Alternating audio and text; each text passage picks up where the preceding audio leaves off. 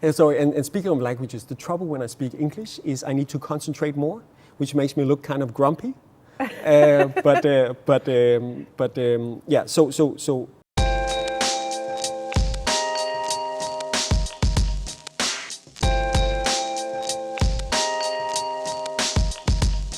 Hi, I'm here at the reading room at Wellcome Collection with Meik Wiking to talk about the little book of Lykke and the Cult of Happiness. Tell us about how you got into happiness research, because Hygge touched on some of that, didn't it? It did. But now Lykke takes the story on further. Yeah.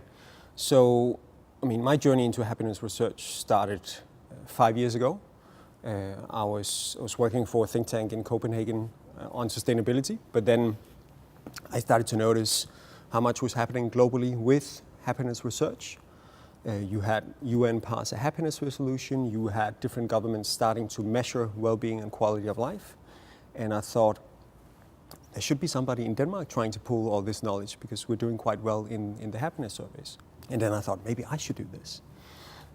But I had a well-paying, steady job, and I thought it might be a bit risky to start a think tank on happiness. But then on the personal side, what happened was I had a really good mentor at my old company, a man I looked up to, and he suddenly got very ill and died shortly thereafter when he was 49. And many years ago, my own mother had also died when she was 49.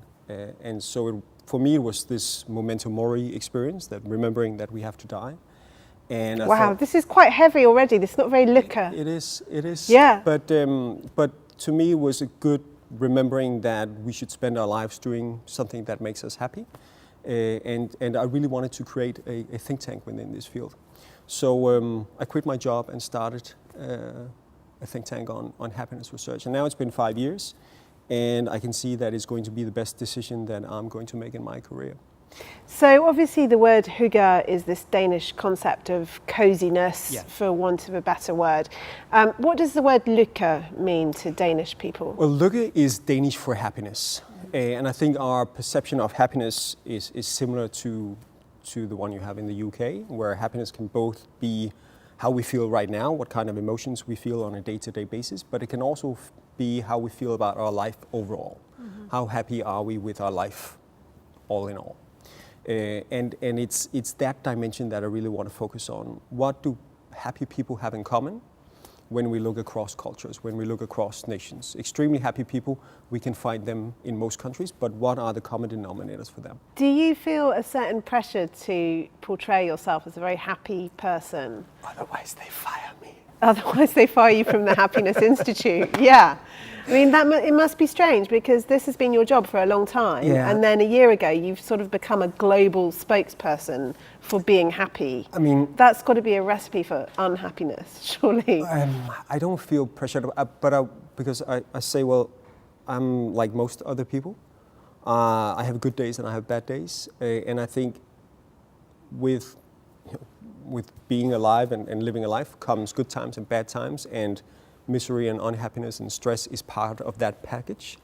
So I don't feel pressured in that way, and you know, we are just like everybody else, us working at the Happiness Research Institute. I know it sounds like our everyday is people holding up puppies and saying, okay, good for happiness, check, ice cream, check. But mainly it's people looking at statistics and find out, you know, what are the patterns when it comes to leading good lives. Yeah, and the Hygge book has already been translated into over 30 languages, and this one is following hard behind us, already in more than 10 languages, yeah. I think, Yeah. Lykke. So you've travelled all around the world talking to people about these concepts. What are the questions that come up no matter what country you're in? I think there is a sort of global search for happiness. I think most people are interested in how do we become happier. Why do you think that's happening now? I think it has to do with several things. I think one of the reasons is that we have this feeling that we have gotten richer, and we thought that would make us happier, but now we realize that's not the case anymore. I see that on a people level, I see that on a country level. I think South Korea is a great example of that. Amazing country. They've done tremendously well in terms of increasing wealth in South Korea. yet they have failed to convert that wealth into well-being. We see really high stress levels, really high, tragic statistics basically. And interestingly, the country I get most visits from at the Happiness Research Institute is South Korea. Because as one editor in South Korea said, earlier we've been looking at the US as the big role model. That's where we wanted to go. And now we're not so sure that's the case anymore. So we're looking for new sources of inspiration. And I think a lot of people also have this feeling that the way we've been doing things have not led us to be happier. So we're looking for new sources of inspiration. And you've spent some time touring in the UK. Is there anything about the British experience that you think is a good lesson in happiness? I think you are, you probably think you're not good at this, but I think you are. And you are leading when it comes to breaking down barriers around mental health. You're not perfect, and there's still a long way to go. But I think I feel like you're saying this to me personally, No, which is also relevant. But yes, I know what you're saying. But when we look at countries' ability to break down taboo and social stigma around mental illness, UK is leading in that field. We also saw that recently, I think, with the royal family coming forward and talking about some of these issues. So I think that is something that all countries, including Denmark, could take notice from. And I think that's a major step forward in terms of improving quality of life for a huge number of people, that we normalize the conversation around mental health. Well, that's really positive. Yeah. Well done us. Jolly well done. Well done. But what about the negative, the things that you notice? You mentioned you wouldn't like to cycle in London traffic. Are there other aspects of British life that you think, oh, we would never do this in Denmark?